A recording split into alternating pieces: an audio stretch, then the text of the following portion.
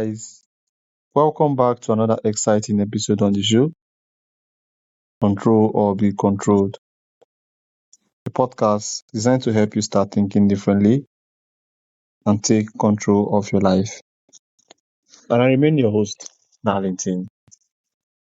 Today's guest is Ross Yergz, a historian, political analyst, former US Secret Service special agent, and host of Up the Middle Politics for the Rest of Us. After spending 21 years protecting our nation's leaders and witnessing history firsthand, Yergz brings a unique perspective to today's political landscape. His mission is not to push a party line, but to encourage people to think critically, challenge assumptions, and focus on facts over feelings. With a background in intelligence, political science, and a lifetime of learning impartiality through roles like professional baseball, umpiring, and hockey officiating, Yergz understands the importance of separating personal opinions from objective analysis. Through his shows, he teaches audiences not only to fact-check, but why fact-checking matters in a world where politics has become increasingly divided. Today we will explore political polarization, the decline of civil debates, and how people can challenge their own beliefs, and what it takes to have better conversations across differences. Yergz, welcome to the show. Thank you. Thanks for having me. All right, so I don't know if you prefer me to call you Ross or to call you Yergz. Either's fine. I go by both. Probably my mom is the only one that definitely calls me Ross, and she even calls me another nickname. So Ross, Yergz, either. All right, so I hope you enjoyed that introduction. Very well done. Yeah, sounds good. Okay, then I have some questions here for you, and I would like us to get into these questions. Let's do it. All right, so first of all, we need you to break down. You have worked as a secret service agent and host, and yeah, you host politics. And now you're the host of Up the Middle Politics for the Rest of Us. So first of all, why did you make that transition from being a Secret Service agent to now being a host of a podcast? I retired from the Secret Service in November of 2021. So I did my time. I did a sufficient amount of time with the U.S. government. And at that point, we get a pension, and we get a salary as a thank you for the rest of our lives. But that didn't mean that I was really finished with actually working.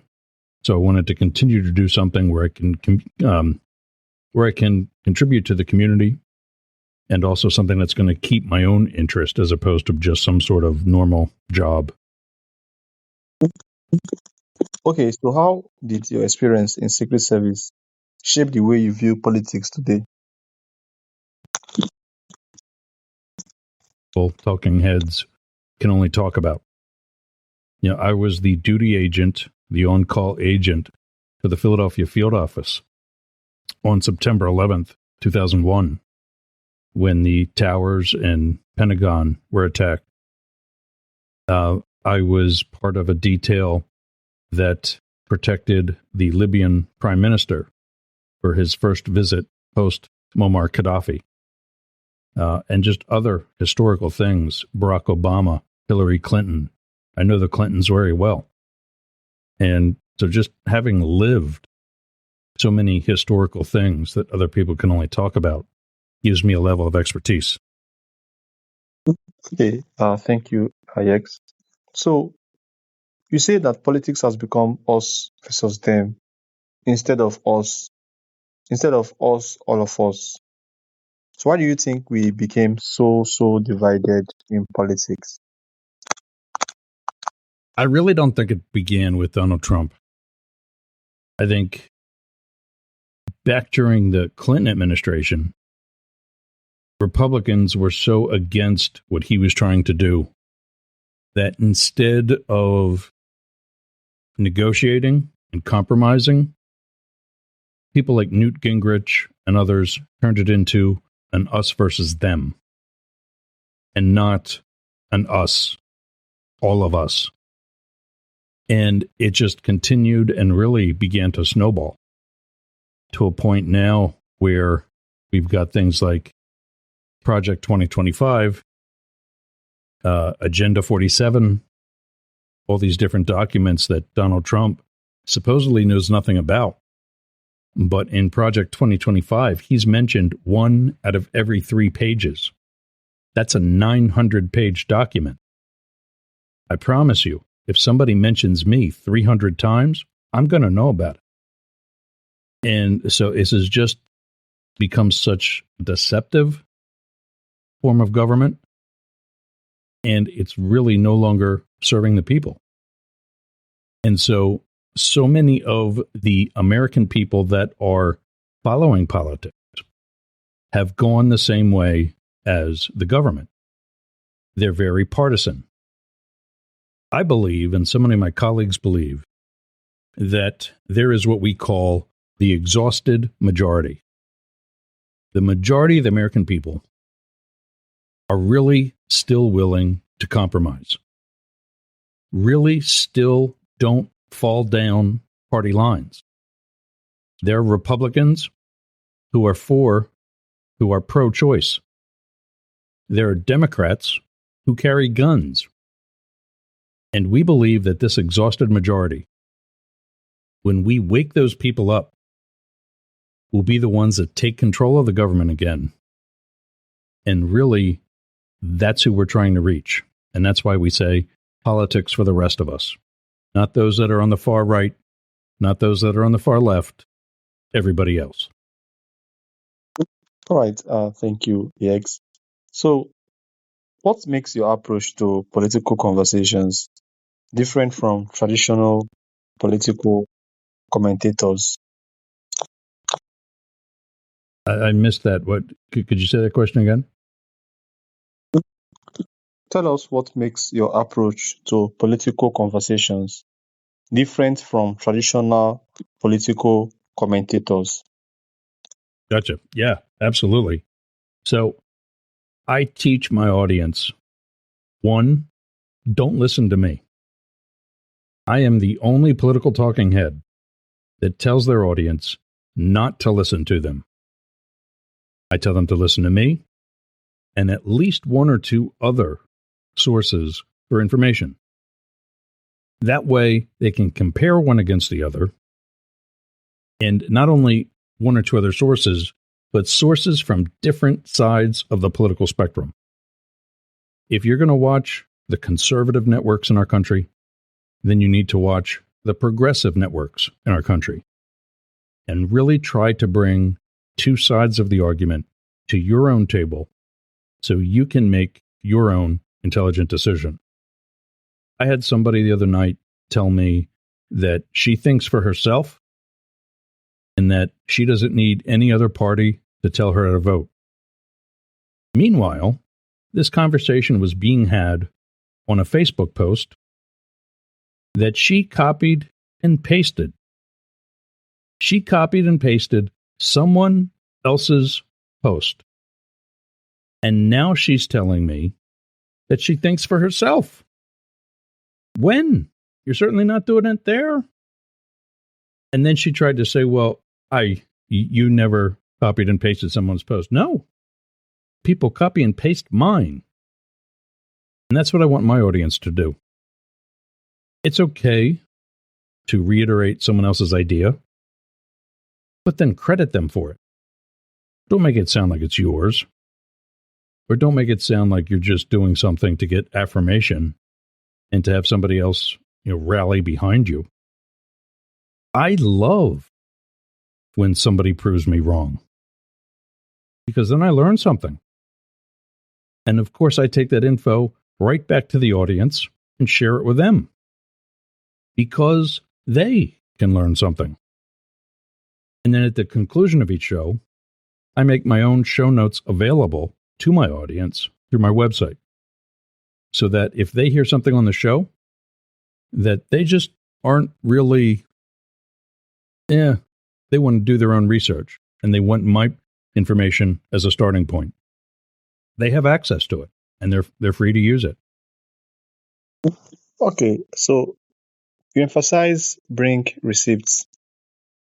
Why is evidence and fact checking so important in today's political environment? Well, things about like bringing receipts, that's the fact checking, right? That's where people can take what I say and here's my citations. That's what's in the show notes. Links to information that I have and so on. But I give that to everybody because in his first term, from 2017 to 2021, January of 2021, Donald Trump was credited for lying more than 35,000 times. That's a lot.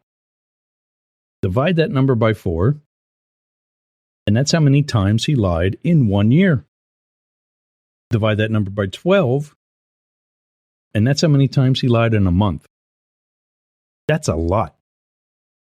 And so now his base, his audience, is accustomed to taking anything that he says and just believing it. Meanwhile, so many others take what he says and don't even bother fact checking it because it's probably not accurate. So with an extreme like that, from one side to the other, I think you can understand why so many people are constantly at each other. Because they're from two totally different mindsets. And that's dangerous. Okay, so after years of being trained to remain impartial, how do you analyze political issues without letting personal opinions take over? Because I think a lot of people, they have an emotional leaning to a particular candidate or a particular party. So how are you able to discuss politics without letting personal opinions take over? Well, it's not totally that personal opinions don't take over or don't influence you. They do. And if you try to deny that, you're only fooling yourself. And you're not doing your audience, in my case as a political commentator, I'm not doing my audience any favors. I went to a book signing years ago by this female journalist named Yergz. She wrote a book called Naked in Baghdad. And I'm sitting in the audience during a Q&A session. And this other lady gets up and thanks her for doing such great work in Baghdad when she covered the Iraq War. Personally, for me, I find it very, very... and for writing the book in such an impartial way. And Yergz said, there's no such thing. I can be sitting right aside of another female journalist or a male journalist looking at the same war, writing the same story. It provides you with very different information, yet both stories are still 100% accurate. You see that story, you see that war through my eyes. And that's exactly why I encourage my audience to have other sources. Just because I'm correct doesn't mean that you have all the information. Maybe I was pressed for time. Maybe I have a slant, and I'm only telling you part of it. It's your job as a citizen, and especially as a voter, to get as much solid information from reputable sources as you can, and challenge those sources. Just because you like Fox News doesn't mean that they're worthy. Just because you like CNN doesn't mean that they're worthy. Challenge them and make sure they're doing their jobs. As a youth, I was umpiring baseball by the age of 12 and officiating ice hockey since I was 13. So I as an official, as a sports official in any sport, I was very accustomed to not caring about who was playing the game, but how they were playing it. And so I bring that to politics as well. That doesn't change the fact that my audience sees or hears my show through my eyes and voice, but still is as impartial as possible. Okay, thank you so much, Aros. A lot of people got the question, CNN question, as long as they are being fed what most people don't have the choice because they feel like whatever they are being fed on the news is what it is. So a lot of people, a good number of people they follow the news on the media, and most people, just a handful of people now go to less traditional media like Twitter and to get information. So, what do you think can be done to make people who are so inclined to the CNN and BBC, the media they are portraying to them, to make them have a rethink, to start questioning those things? Well, I think independent journalism is going to seriously be the thing of the future. Corporate journalism has become so corporate and so skewed that it's lost its reliability and it's lost its reputation for quality. We're seeing so many stories being broken in our country by people who have a studio in their third bedroom, or in a smaller apartment, their second bedroom, or even their bedroom. Yet because they're out in the street, they're making phone calls, they're talking to people that are in place and can provide reliable information. These are the people that are really going to solidly bring valuable information back to the dinner table, back to when families sit down and discuss the political happenings of the day. And as a result, bring back, we had back in the years ago, 50, 60 years ago, we had a journalist named Walter Cronkite, who was very known for giving you just the facts. And at the end of his broadcast, he would say, and that's the way it was for Tuesday, July 28th. And that's really how it was, because all he would do was give facts. Now, these journalists are playing as though they're actual experts. They don't have political science degrees. They got broadcast journalism degrees. What do they know about government? Just because they are there all day doesn't make them actual experts. And that's what's happened, is that there's the slant, there's the opinion. And instead of providing actual info, they provide their so-called expert opinion. And it goes from that to steering the audience in a specific direction. And that's why we've got conservative talk show hosts and progressive talk show hosts, because that's their goal, not to necessarily pass information, but to pass blame. And at my company, Mastiff Media, we're about the information. Okay, thank you so much, Yergz. So, many people identify as conservative, liberal, or moderate. Why do you believe labels can sometimes prevent better communications and conversations? Better conversations? I think progressives really, I found both sides of the political spectrum is willing to hate the other side.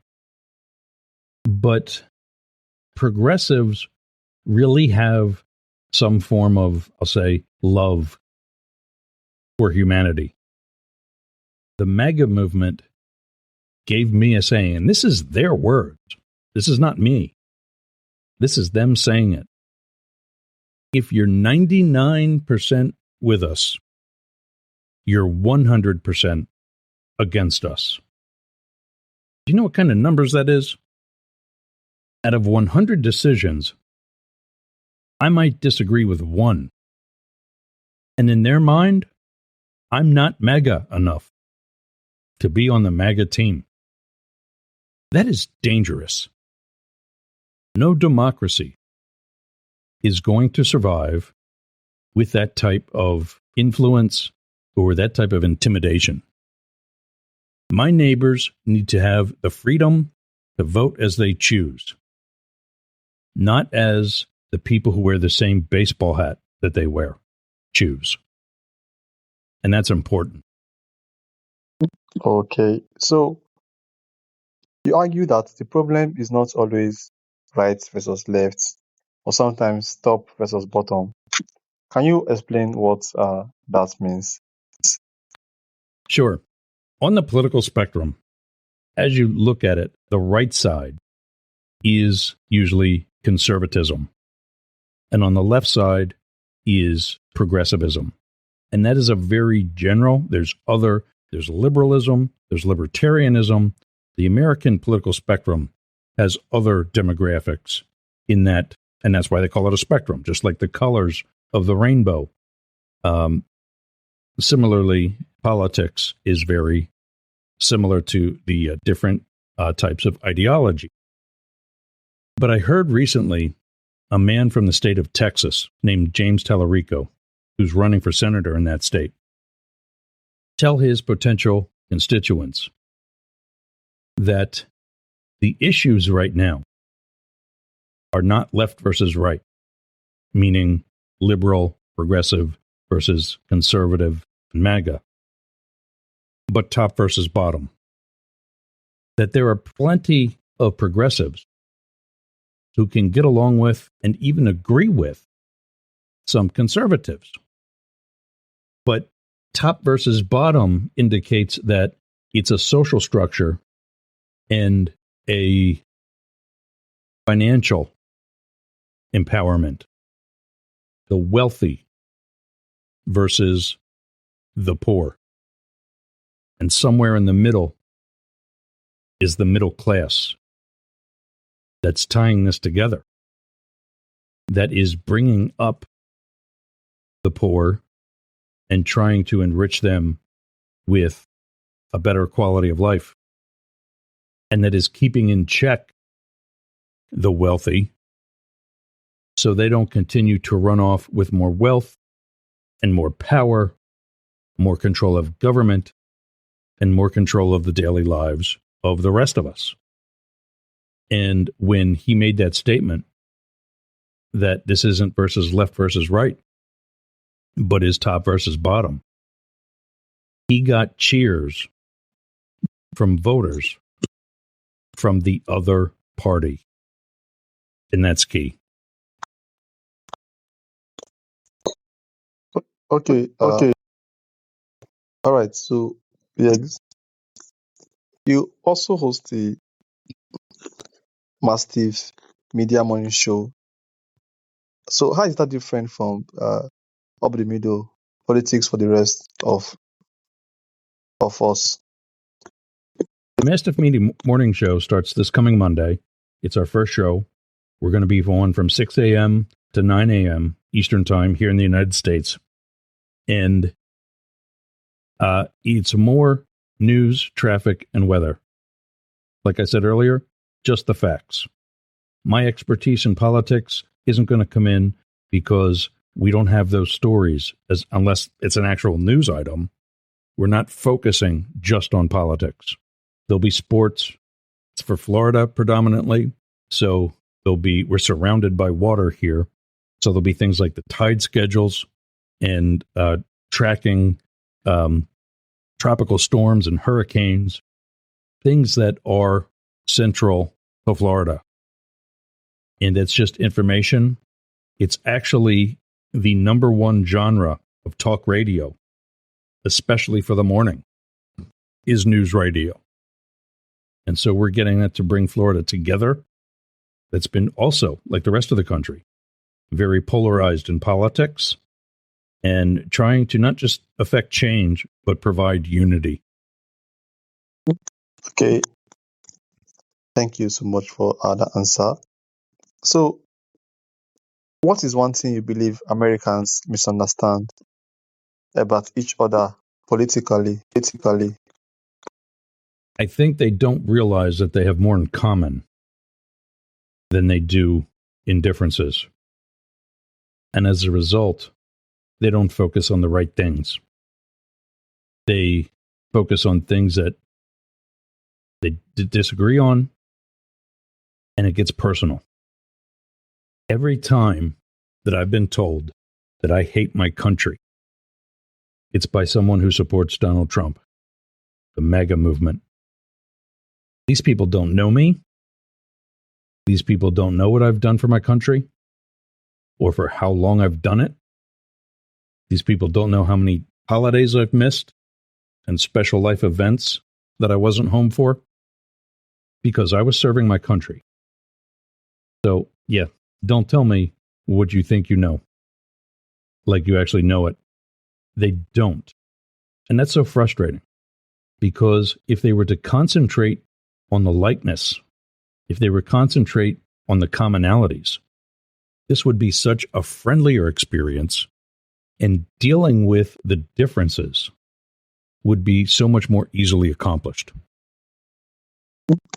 Okay, so if someone feels overwhelmed by politics and wants to become more informed, where should they start from today? I'm sorry, you cut out again. Could you say that again? If someone feels overwhelmed uh, by politics and they want to become more informed, where do you think they should start from today? Probably best to start within their own community. And I say that because at the very different stages of government, you're not going to find a lot of differences. There's going to be some huge similarities. And the goings on of your national government are going to be very similar to that of your local government. And so if you can follow your local government and learn how things are working, you'll have a much better understanding when you try to follow your national government and see the similarities. Again, see the similarities, the likeness.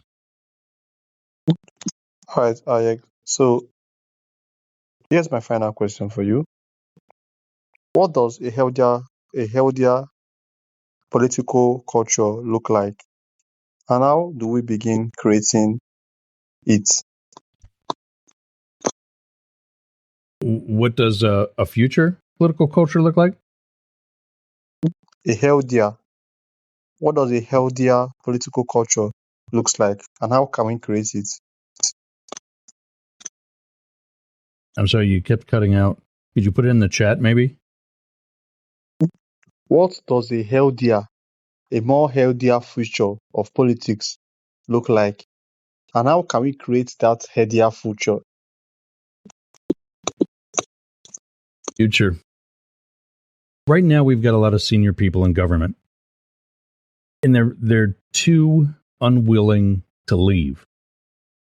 When I retired from the Secret Service, and here is, where we should be leading by example. When I retired from the Secret Service, I could have stayed longer, but I was eligible to retire. I believed that the job we were doing there was one that needed to be done by the younger kids, by the ones who have some youth and energy and some vigor. So I stepped aside. I created that spot and allowed the government to hire someone younger, someone with new ideas, someone with the willingness and the interest in starting over the way I did 20 years ago. But to do that, we've got to be willing to step aside. Too many people in government aren't willing to do that. The Republican Party has had 3 people this spring and summer who took leaves of absence for health reasons. But not just a sick day. We're talking extended leaves of absence.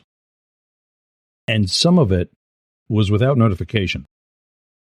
We had a senator from New Jersey who was gone for 3 months, didn't say a word, just didn't show up for work.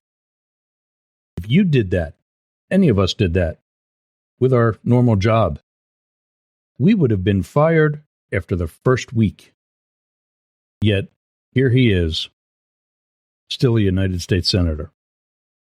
That's not okay. And what we need to do is encourage people to fight back, to push back, to hold these people accountable, to not allow 3 months of absence to go unchecked, to not allow photos from a hospital bed that are supposedly doctored and created through an artificial intelligence when the person in the photo might actually be dead. It's time for additional revolutions.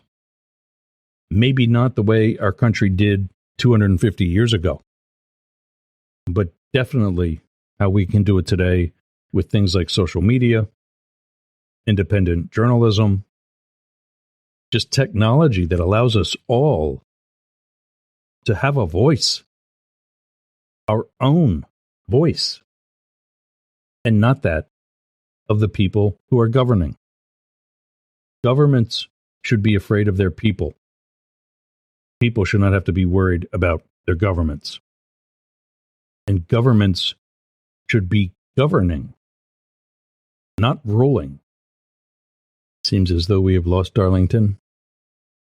Oh, there he is. All right, Yergz, thank you so much.